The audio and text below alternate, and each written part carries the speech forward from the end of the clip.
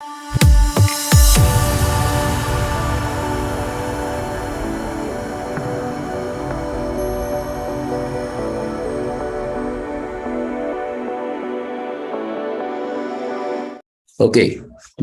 bueno, ante todo, muchas gracias por la invitación por parte del instituto y en segundo lugar, darle la bienvenida a todas aquellas personas que de una u otra manera están interesados en conocer cómo se va a desarrollar este diplomado de saneamiento físico legal y formalización de predios rurales a cargo de los gobiernos regionales.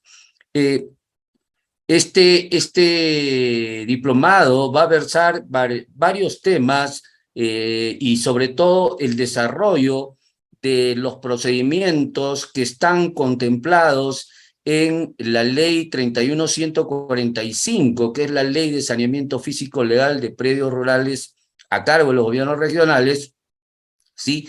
Y el reglamento de esta ley aprobado por decreto supremo 014 del año 2022 del MIDAGRI.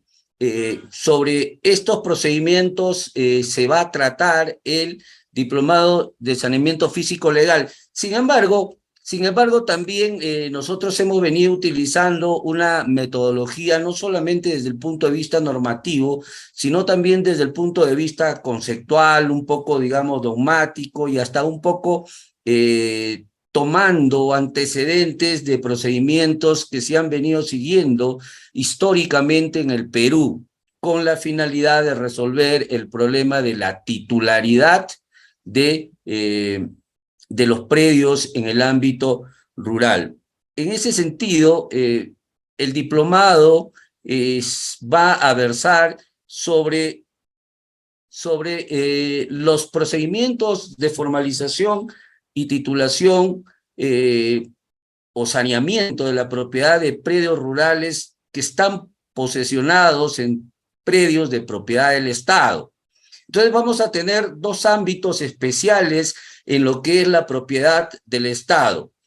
Uno es la posesión propiamente dicha de predios rústicos, es decir, predios que están dedicados a la actividad agropecuaria, ¿sí? Y que han ocupado o han entrado en posesión en un determinado periodo de tiempo o un determinado espacio de tiempo, pero que estos predios están o son de propiedad del Estado, ¿sí? Pero por otro lado vamos a ver los procedimientos de saneamiento físico legal y titulación de los predios seriazos habilitados con fines agrícolas. Es decir, vamos a tener dos ámbitos, ¿verdad?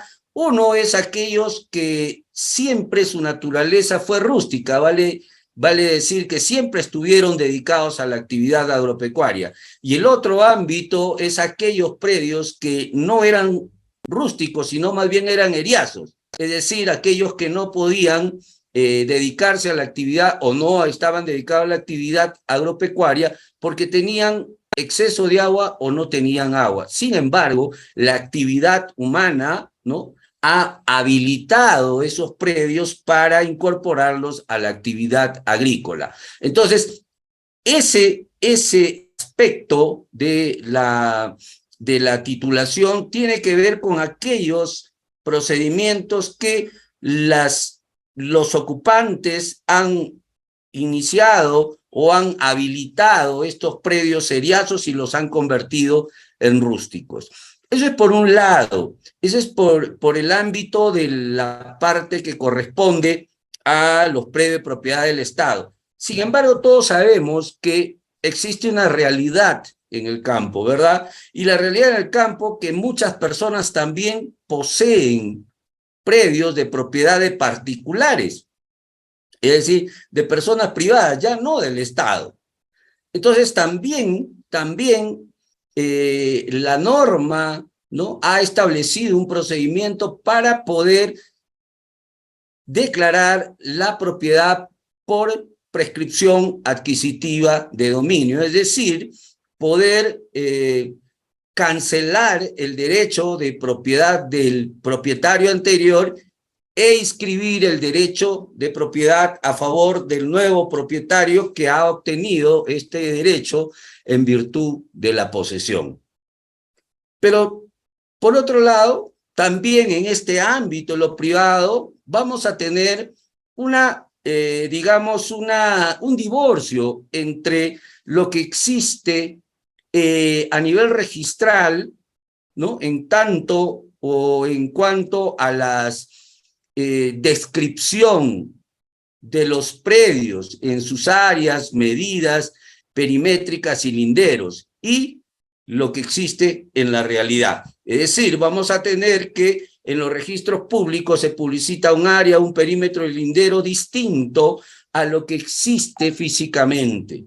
En tal sentido, ahí vamos a ver el procedimiento de manera tal que vamos a adecuar la realidad física a lo que está escrito en el registro. Eso es el procedimiento de rectificación de área, linderos y medidas perimétricas de un predio inscrito.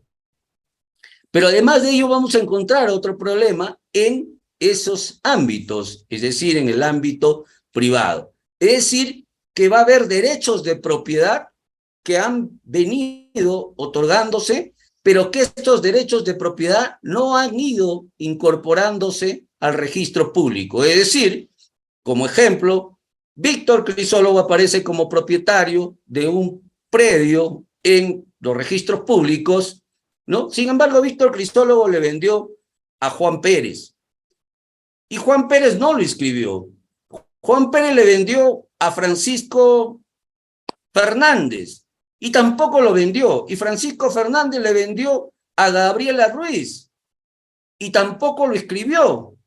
Pero ella después se da cuenta que quiere y necesita inscribir, pero cuando se va a solicitar a los registros públicos la inscripción, lo que le va a decir, oiga, a usted le he vendido Francisco Fernández y el propietario en el registro es Víctor Crisólogo. Es decir, no hay lo que se denomina el tracto sucesivo. En tal sentido, esta disposición legal o estas disposiciones legales han establecido un procedimiento para regularizar esta cadena de transmisiones que van a hacer que finalmente el último tenedor del derecho pueda inscribirse en el registro público. Pero por otro lado también vamos a ver los efectos que tiene pues la información catastral generada por los entes formalizadores que son los gobiernos regionales y el impacto que van a tener para efectos de la inscripción. Eso es en referencia a las tolerancias catastrales registrales, la prevalencia de la información catastral y otros elementos de importancia para efectos del saneamiento físico legal. Y la parte final de nuestro diplomado va a ver o va a conocer en la última sesión el procedimiento de deslinde y titulación de comunidades campesinas, que si bien es cierto no está incorporado dentro de la ley de saneamiento físico legal de predios rurales a cargo de los gobiernos regionales, sin embargo, es un procedimiento que es importante conocer, ¿no? A efectos de que se pueda regularizar la titulación registral de las comunidades campesinas cuando éstas no tengan esa titularidad. ¿Correcto? Eso es a grandes rasgos de lo que va a contener este diplomado que está proponiendo el Instituto Latinoamericano de Ciencias Sociales. Pero vamos a tocar algunos puntos de manera muy breve y general, lógicamente que estos van a ir desarrollándose con mayor fuerza, con mayor amplitud, digamos así, en el diplomado. Entonces, por ejemplo, cuando se habla de predios rurales, en verdad, encontramos que existe o no existe una definición muy clara de lo que son predios rurales. Sin embargo, nosotros hemos intentado, ¿no?, construir, digamos, un concepto de predios rurales desde el punto de vista de la experiencia y también de las disposiciones legales que se han venido dando históricamente. Y se dice que los predios rurales son todo predio susceptible a tener un uso agrario, ¿sí? Entonces, esto diferencia, ¿no? Diferencia de los predios urbanos, porque los predios urbanos, lógicamente, que como lo dice su misma denominación, el predio urbano es un predio susceptible de tener uso de vivienda, más no de uso agrario. Y cuando hablamos nosotros de uso agrario, hablamos de uso agrícola, de pastoreo, de ganadería, de recursos forestales, de fauna, así inclusive los ceriazos, que si bien es cierto, no tienen actividad agropecuaria, pero son susceptibles de tener actividad agropecuaria. También son aquellos predios que se encuentran en las riberas y márgenes de alvéolos y cauces de ríos, y en general cualquier otra denominación legal que reciban los predios que se encuentren ubicados en una zona rural y que no han sido habilitados como urbano. Cuando hablamos de que no ha sido habilitado como urbano, estamos diciendo que no se ha cambiado el uso del predio, de un predio rústico o rural a un predio de naturaleza urbana. Pero claro, ahora nos preguntaríamos, ¿y cómo cambio yo la condición de un predio rural a urbano? Evidentemente que eso se va a realizar a través de los procedimientos administrativos de habilitación urbana que se siguen ante las municipalidades distritales donde se encuentra ubicado el predio, y que lógicamente estas tendrán que ser aprobadas en virtud de las disposiciones legales, que regulan cómo se debe generar una habilitación urbana. Entonces, todos los predios que tienen uso agrícola o agropecuario en general, que están dentro de, o que están, perdón, fuera del área urbana, son predios rurales, ¿correcto? Eso es lo que tenemos que tener como concepto general de los que son predios rurales, lo cual significa que el diplomado va a tratar solamente de el saneamiento de estos predios, de aquellos predios que están fuera del ámbito urbano y que están destinados evidentemente a la agricultura. ¿Cómo hemos definido el procedimiento de saneamiento físico legal? Hemos definido el procedimiento de saneamiento físico legal y formalización de predios rústicos de propiedad del Estado o de particular, sí, por eso lo he dejado solamente en propiedad, como un conjunto de pasos o actividades que están orientadas a regularizar y formalizar el derecho de propiedad u otros derechos reales sobre predios rústicos. ¿Correcto? Entonces, el procedimiento lo que busca, o en todo caso, el procedimiento es un conjunto de pasos que lo que pretende como objetivo final es que el poseedor, ya sea en un predio urbano, o perdón, en un predio de propiedad del Estado o un predio de propiedad particular, ¿sí?, obtenga su título de propiedad. Y no solamente un título de propiedad, porque el título de propiedad finalmente es el documento que acredita el dominio. Lo que se pretende es que ese título de propiedad además se encuentre debidamente inscrito en un registro jurídico, como es el registro de predios que forma parte del Sistema Nacional de los Registros Públicos, SUNAR. ¿Correcto? Entonces, esa es la definición del procedimiento. Muy bien. Como habíamos dicho también, vamos a tratar los temas de tierras eriazas, ¿verdad?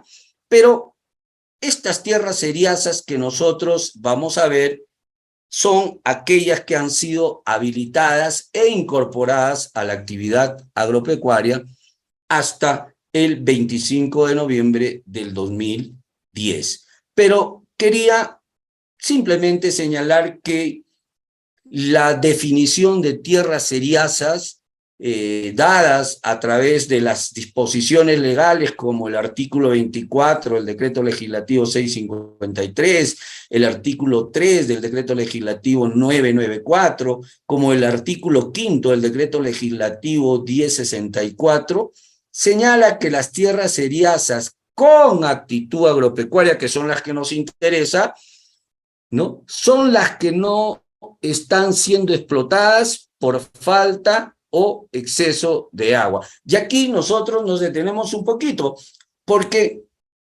¿qué significa? Que existen tierras seriazas que no están incorporadas, obviamente, a la actividad agropecuaria por falta o exceso de agua.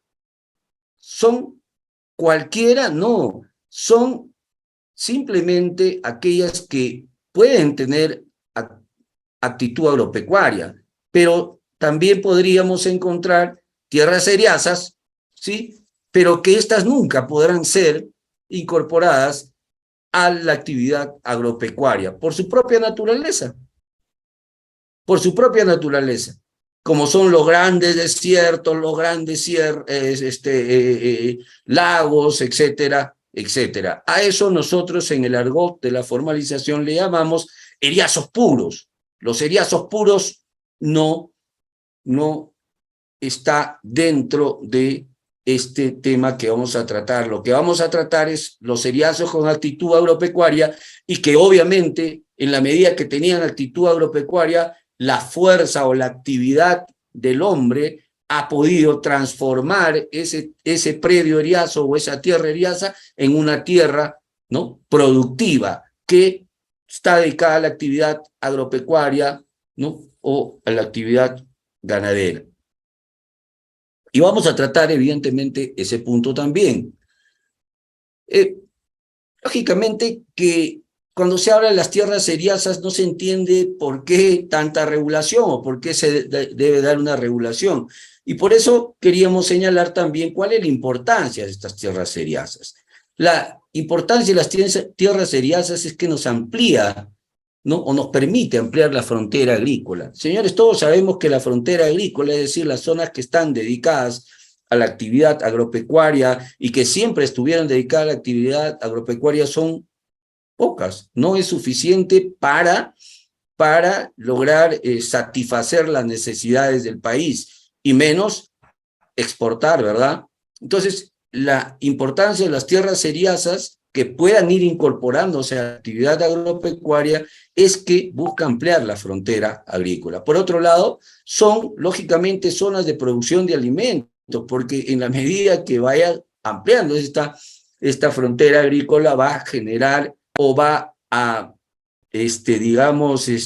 va a ingresar mayor producción de alimentos en el país.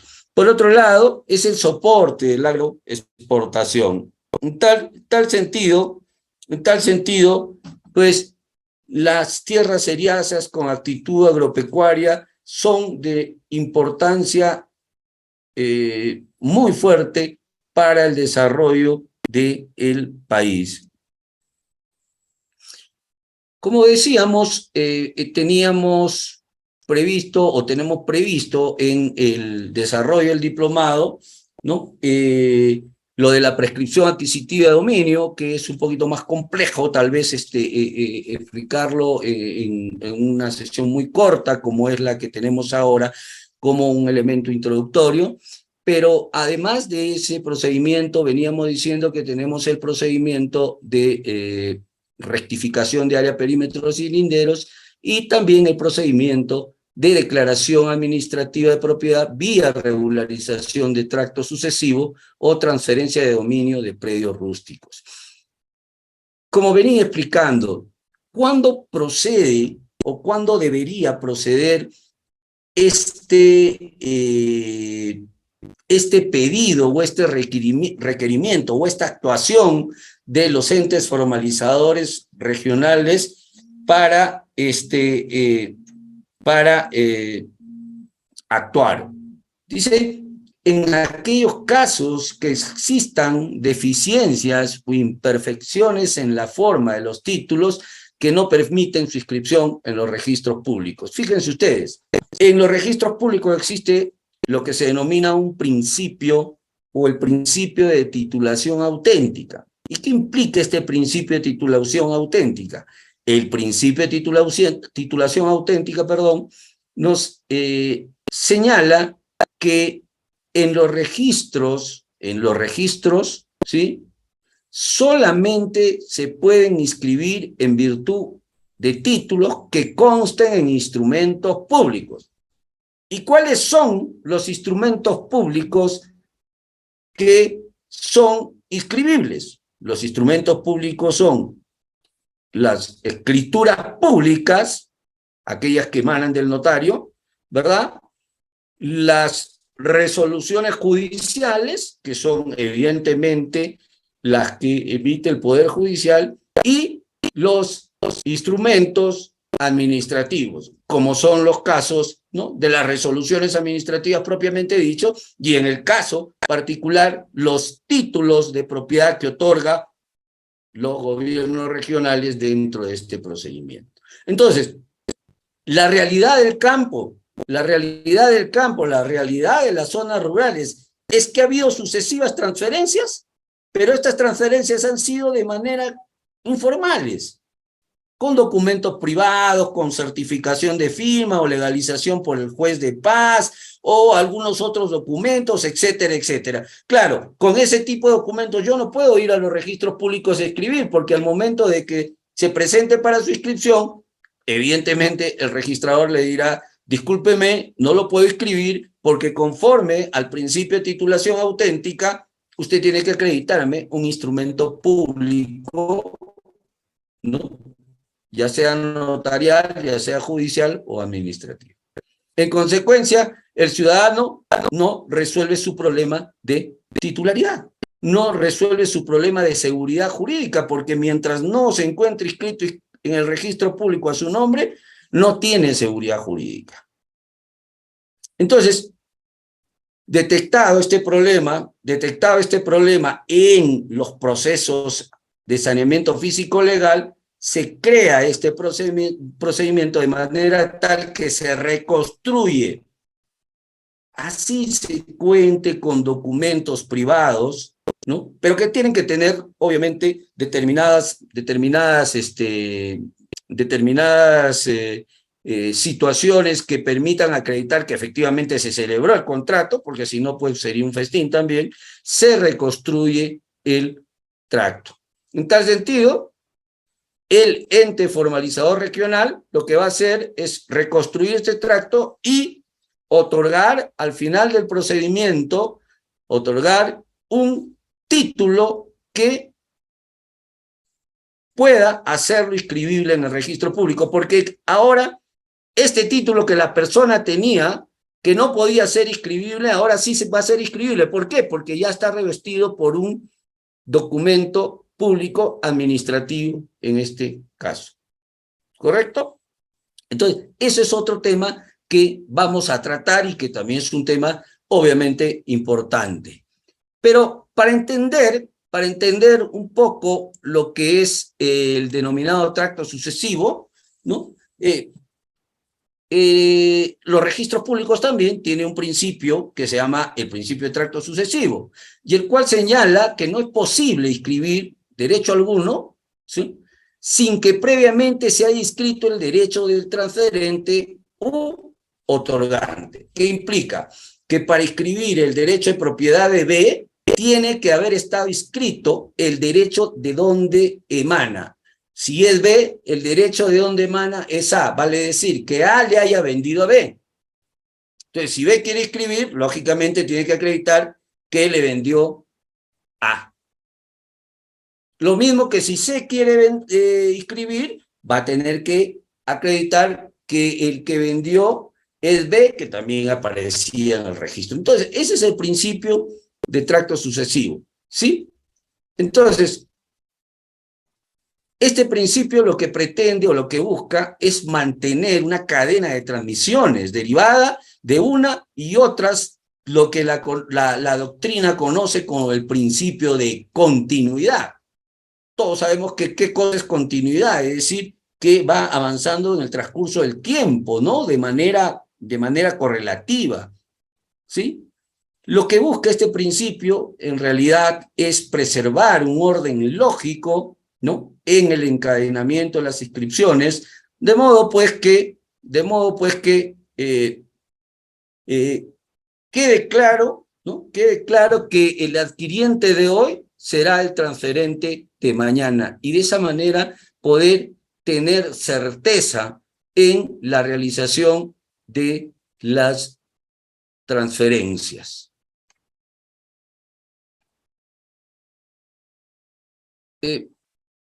Por otro lado, también un tema que es importante es la famosa prevalencia de la información catastral. A ver, cuando el, cuando el ente formalizador regional, que es el que está a cargo de los procesos de saneamiento físico legal de los predios rurales, ¿sí?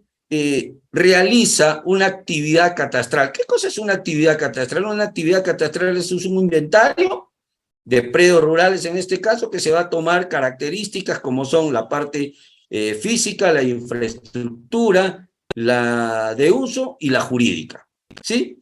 Y esta información generalmente va a tener que materializarse en un plano, ¿verdad? En un plano, ¿sí? Porque esa es la descripción física del predio que se ha catastrado, y además una información alfanumérica. ¿Qué significa la información alfanumérica? La información de quién es el titular catastral, qué actividad le da al predio, ¿no? Y cuál es la condición jurídica del predio. Pues para manifestarlo en orden general. ¿Sí? Muy bien. Entonces, el organismo formalizador hace su catastro, ¿no? Con fines de titulación. Entonces, determina, ¿no? Un área, un perímetro y un lindero determinado. Pero a veces cuando encontramos o determinamos o hacemos un cruce, si quieren ustedes, de información, de la información gráfica que tienen los registros y la información que ha levantado el catastro, hay un divorcio. Es decir, no conversan, son antagónicos, por decirle así, o son diferentes. Entonces, ¿qué establece o qué se ha establecido?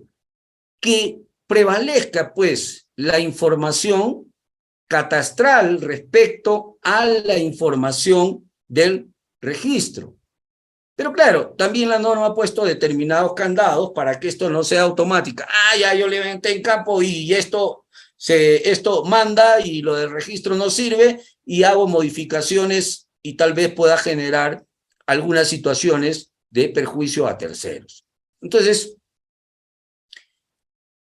si bien es cierto, no se permite el exceso, pero sí vamos a tener que existe o se va a imponer la prevalencia de la información catastral. De que se va a imponer la información catastral versus la información registral cuando en el registro de predios no exista información técnica suficiente, ¿no? Lo cual debe ser verificado evidentemente por la propia oficina registral, ¿no? Y la información gráfica de los GORES prevalece y sustituye a la que obra en el registro de predios, ¿correcto? Es decir, que cuando en los registros no tengan información técnica suficiente, es decir, planos con coordenadas, memorias descriptivas correctas, y ahora vamos a señalar cuáles son esos elementos que deben contar para para determinar si hay o no hay información suficiente, entonces se impone la información de el catastro generado por el GORE. Y en tal sentido, cuando se corresponde, se extenderá el asiento respectivo, ¿no?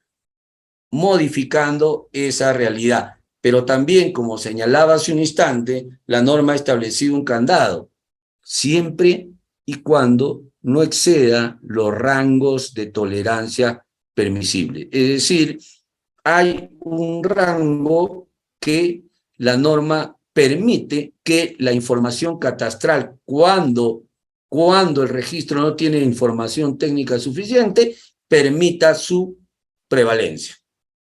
¿Ok?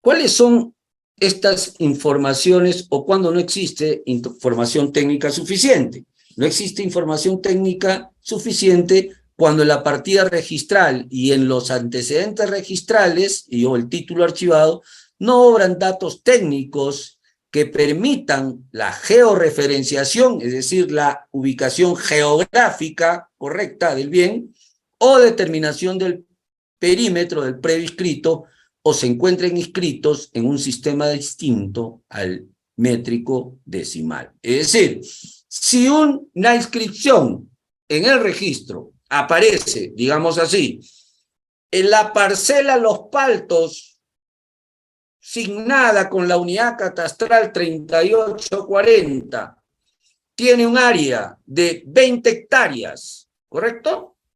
Y nada más que señala 20 hectáreas, pero no me dice cómo están conformadas estas 20 hectáreas, ¿verdad? Puede ser la 20 hectáreas, pues un triángulo, puede ser un rectángulo, puede ser cualquier otra figura geométrica, ¿sí?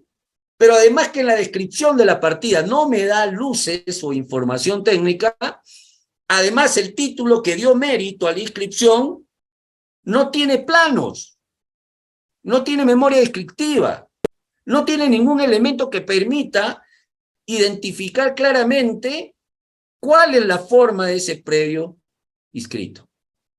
¿Correcto? Entonces ahí no hay información técnica suficiente. ¿Sí? O por último, encontramos descripciones como por ejemplo, la unidad catastral, la parcela Los Paltos tiene un área de 150 fanegadas.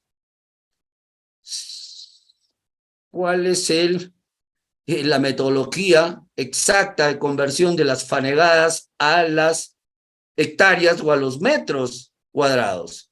Eso es una denominación que es distinta al sistema métrico decimal.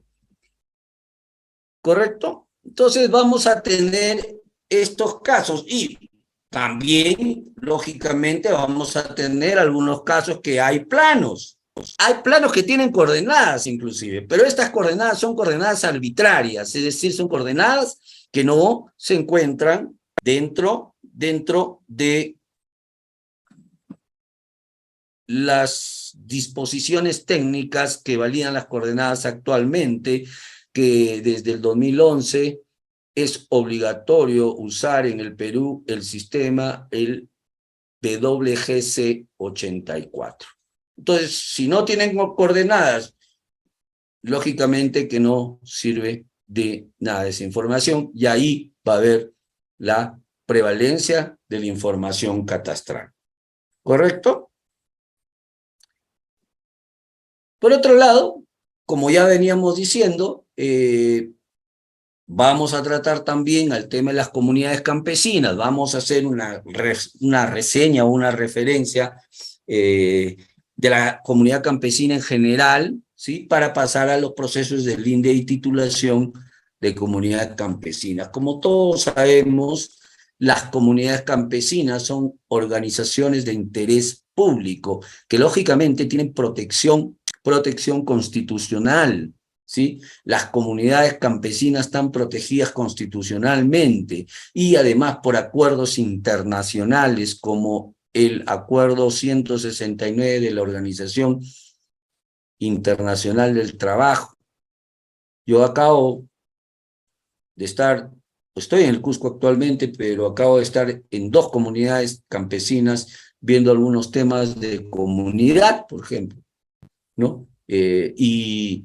lógicamente, cuando ellos pretenden la intervención del Estado en determinadas cosas, tenemos que hacerles recordar que ellos son propietarios de sus territorios comunales y no puede haber una intervención del Estado, ¿no?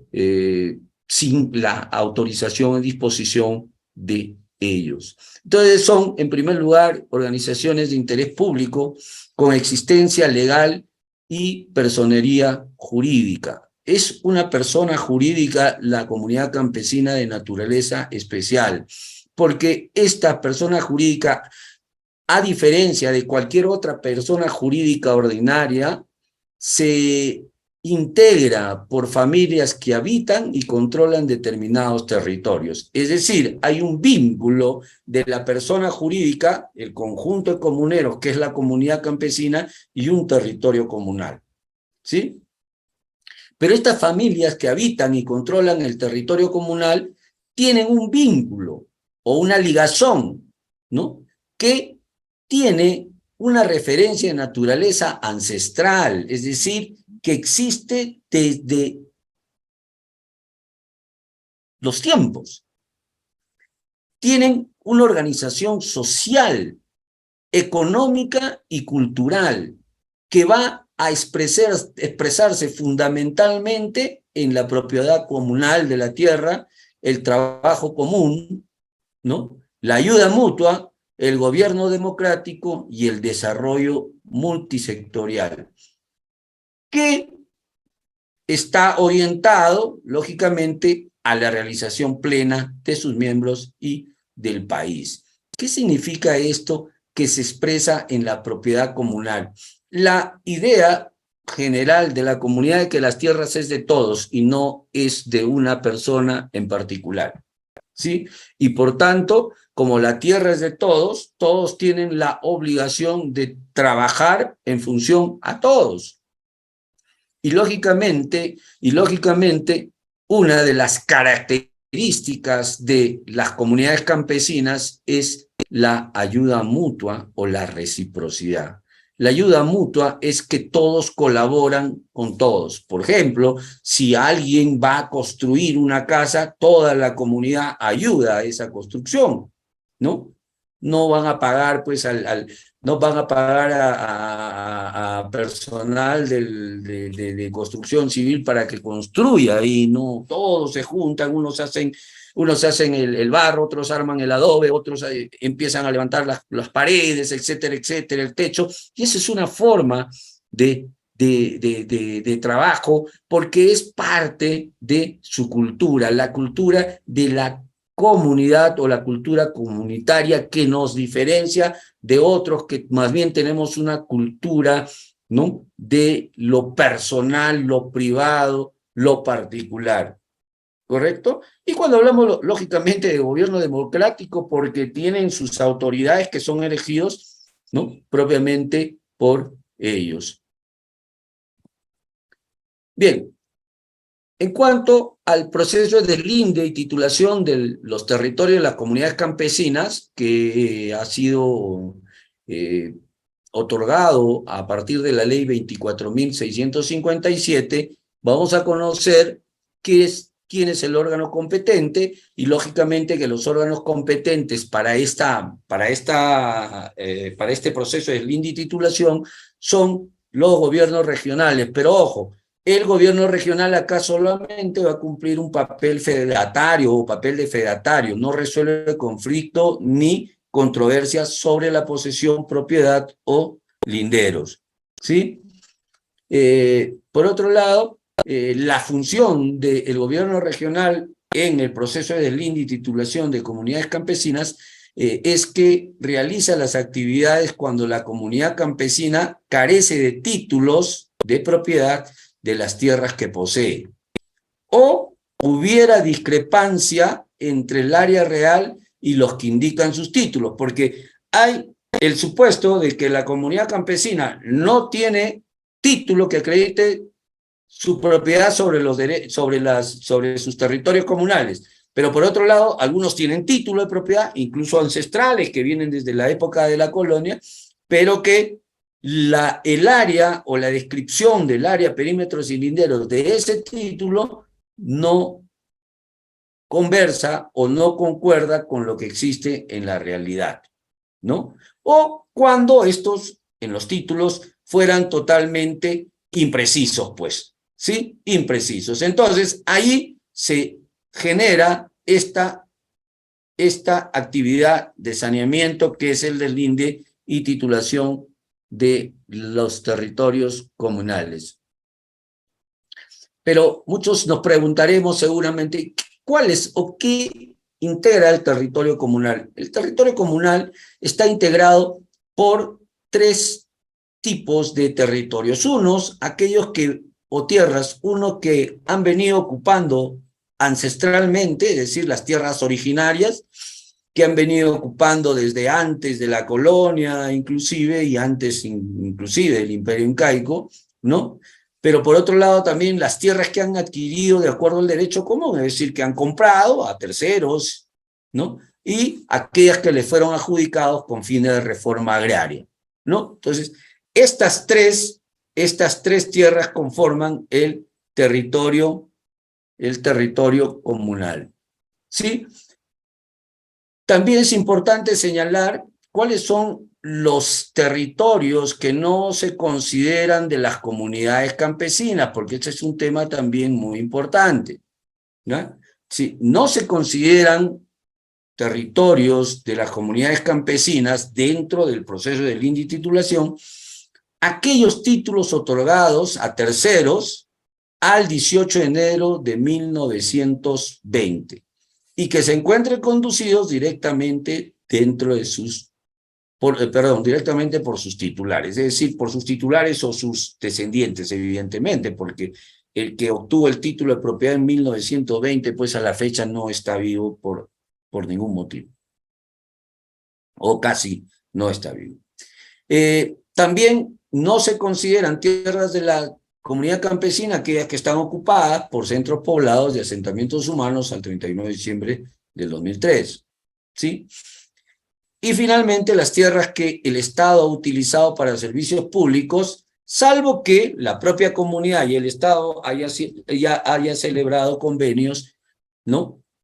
Para dotar de servicios públicos.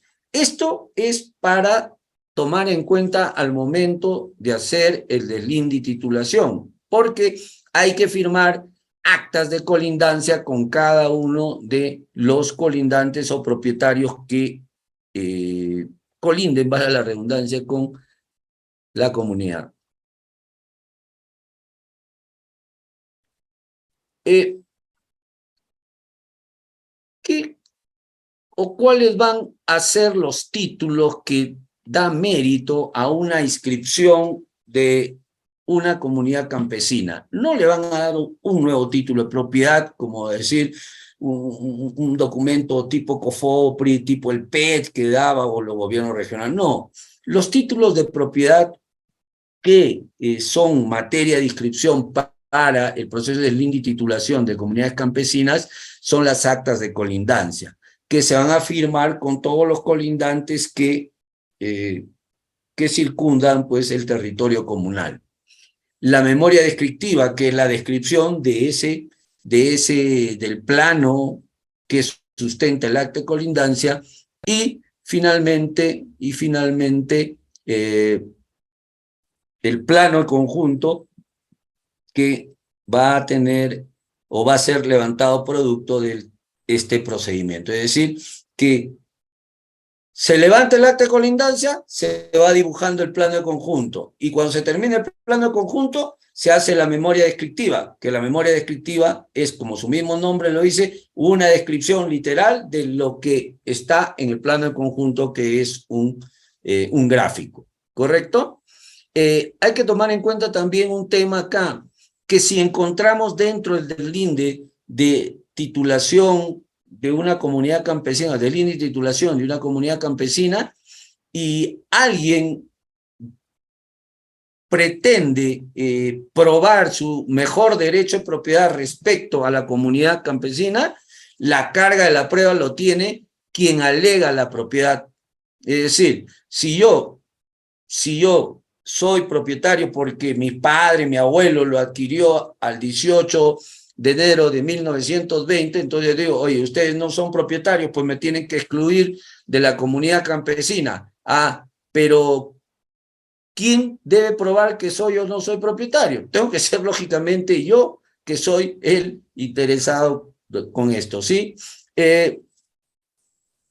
La declaración del derecho de propiedad de predios particulares, ¿no?, dentro de un territorio comunal es hecha por el juez competente. Es decir, que no hay posibilidad que el gobierno regional, dentro del proceso de deslinde y titulación, declare derecho de propiedad a particulares, porque esto es simplemente circunscrito a la comunidad. Es decir, además todos sabemos, pues, señores, que en virtud de la prohibición constitucional no se puede prescribir contra territorios comunales. ¿Cuáles son los requisitos que se requieren para solicitar un procedimiento de deslinde y titulación? Se requiere contar con personería jurídica, es decir, estar inscrito como comunidad campesina en el registro de personas jurídicas de los registros públicos, otorgar o adjuntar las credenciales, ¿no?, de los directivos de la comunidad que estén inscritos en registros públicos, lo que se denomina mandato vigente, ¿sí?, que es un certificado que otorgan los registros públicos, y las actas de asamblea o de la asamblea general de la comunidad que autoriza al presidente de la comunidad a suscribir las actas de colindancia del territorio comunal. ¿Qué se debe adjuntar? Un croquis con el área. Croquis es un dibujo nada más, ¿no?, del área que es de la comunidad campesina, los documentos probatorios de dominio que tengan, lógicamente, cualquiera fuera, si no lo tiene, igual debe tener algo, o tiene algo, ¿no? Luego se recibe este expediente, ¿no? Se recibe el expediente, se califica, se publica en el Diario Oficial Peruano, ¿no?, y se notifica por una sola vez, y se notifica también personalmente a la propia comunidad y a sus colindantes que se va a iniciar este procedimiento. Este es un flujograma que hemos ensayado del proceso de deslinde y titulación. Como ven ustedes, hay una solicitud de parte, notificación y publicación, diligencia de levantamiento del plano definitivo, suscripción de las actas y colindancias. Si no hay controversia, se elabora el plano en conjunto y la memoria descriptiva, se organizan los expedientes, se presentan los registros públicos y se inscribe la propiedad de todo el territorio comunal a nombre de la comunidad campesina. En caso que haya controversia, se remite al juez para que éste pueda resolver el mejor derecho conforme al procedimiento ya judicial. Bien, esto era lo que queríamos presentar a manera de introducción, y que lógicamente todos estos temas los vamos a desarrollar en el diplomado, ¿no?, de saneamiento físico legal de predios rurales a cargo de los gobiernos regionales, ¿no?, a los cuales, pues, evidentemente los invitamos para que participen en ellos y puedan también tener conocimiento y absolver todas las dudas que puedan tener respecto a estos temas. Muchas gracias por la atención, y dejo la conducción de la reunión, en todo caso, a nuestro anfitrión.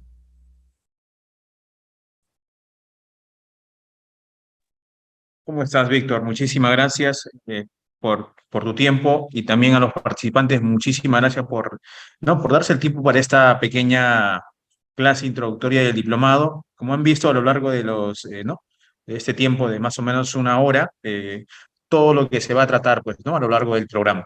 Naturalmente, cada clase se va a ahondar de manera más profunda y también se va a repartir pues por ahí, ¿no? Material adicional, ¿no?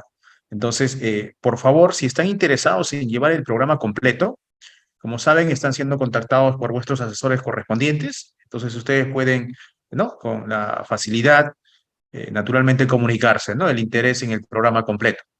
Bien, Víctor, tal vez tienes algunas aclaraciones ahí para ya cerrar la pequeña reunión.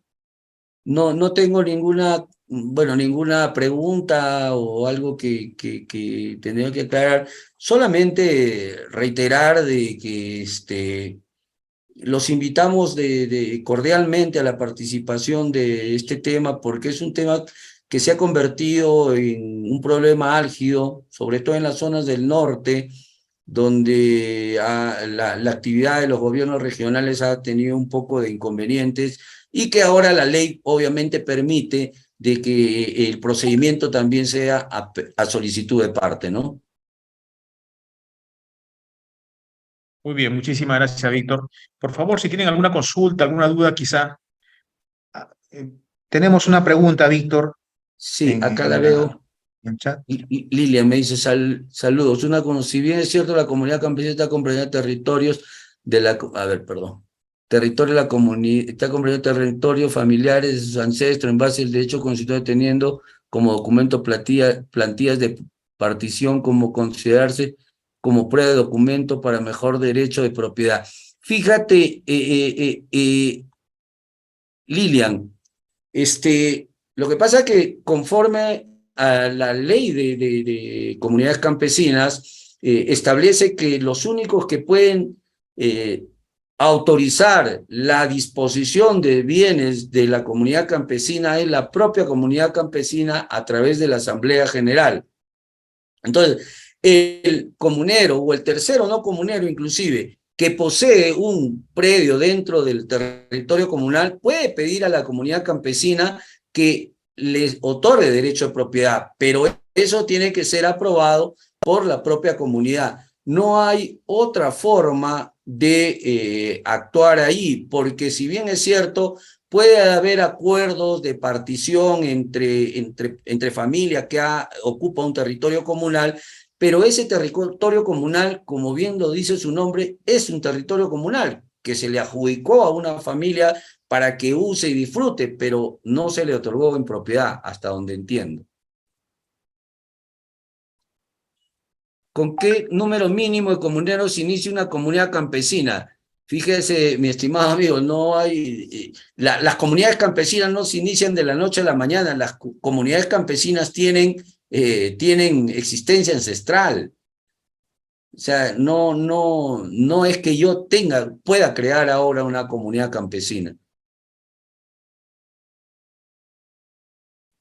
Fernando, ¿una comunidad campesina puede ser terreno serioso? Por supuesto, las comunidades campesinas abarcan un territorio inmenso, áreas agrícolas y áreas eriazas, como cerros, montañas, cordilleras inclusive. Y la comunidad puede hacer un proceso de mejor derecho de propiedad a un comunero. Lilian, efectivamente, la comunidad es autónoma, como hemos dicho, la comunidad decide respecto a los temas de su propia comunidad. Evelyn Padilla dice, en el caso que un predio de una comunidad que fue inscrito en 1943, pero cuando se va a pedir la transferencia del predio, los herederos no figuran en el sistema SUNAR, ¿cómo se procede en el caso? Es que lógicamente es muy posible que esa comunidad campesina no esté titulada. Para eso tendría que seguir el proceso de titulación previamente.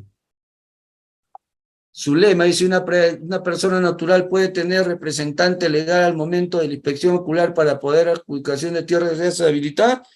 Por supuesto que sí. Toda persona puede ser representada por otra conforme a las disposiciones del Código Civil.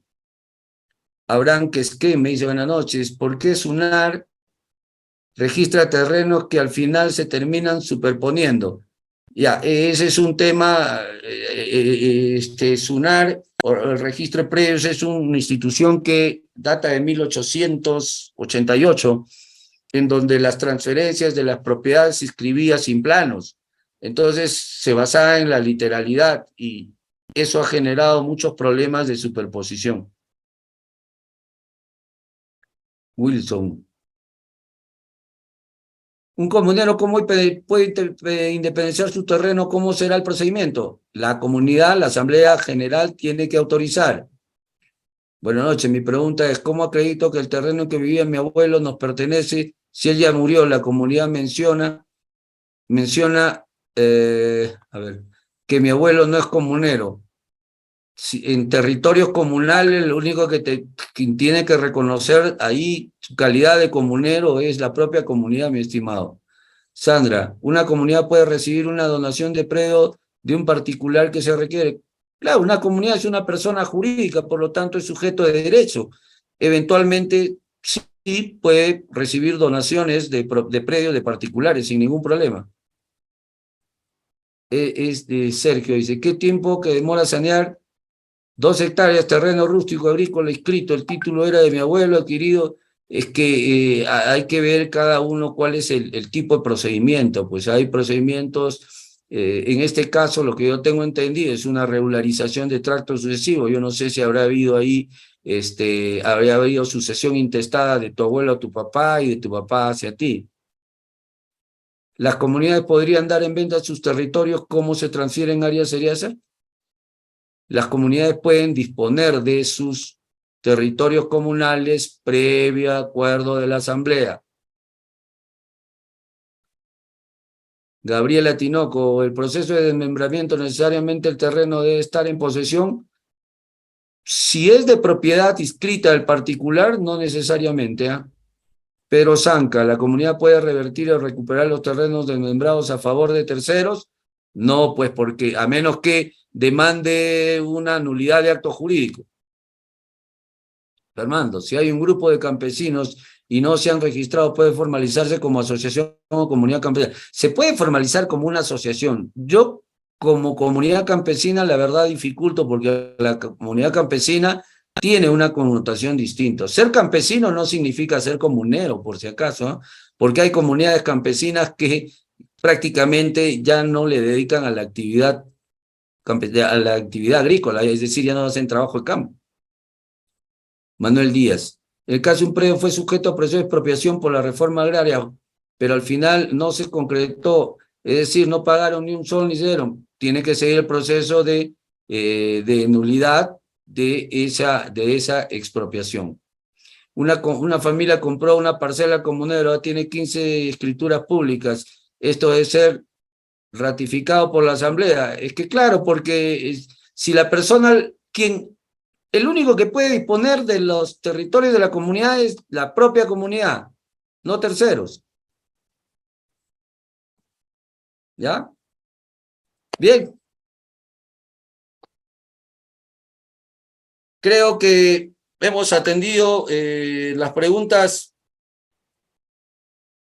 correspondientes y en todo caso, pues para ahondar más con los temas, los invitamos a nuestro diplomado. Muchísimas gracias. Muchas gracias, Víctor. Sí, en efecto, por favor, naturalmente todos estos temas se van a desarrollar a lo largo de 8 sesiones. Empezamos el 13 de julio con el diplomado y ustedes van a poder hacer preguntas más, ¿no? Más acordes al tema y otras preguntas también, naturalmente. Muchísimas gracias por vuestro tiempo. Gracias, Víctor, por tu tiempo. Estamos en coordinación vía WhatsApp. Ok, listo, muchas Muchas gracias. gracias. Muy Buenas buenas noches a noches, todos. señores, con todos. Un fuerte abrazo.